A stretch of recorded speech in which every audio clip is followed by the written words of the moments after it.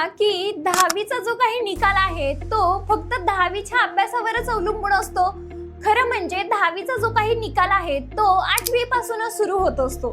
तर विद्यार्थी मित्रांनो, जे पण काही तुम्हाला 8वी मध्ये सायन्स, गणित असेल आणि इंग्लिश असेल तर याच्यामध्ये जे पण काही बेसिक संकल्पना असतात याच तुम्हाला तुमच्या 10वीचा पाया मजबूत करत असतात। जर तुम्ही 8वी मध्येच या सर्व गोष्टी व्यवस्थितपणे समजून घेतल्या तरच तुम्हाला 9वी आणि 10वी सोपी जाते। तुम्हाला 8वी मध्येच योग्य ते मार्गदर्शन, त्यासोबत अभ्यास आणि योग्य तो सराव जो आहे तो तुम्ही केला तर तुम्हाला 9वी आणि 10वी ही सोपी जायला लागते।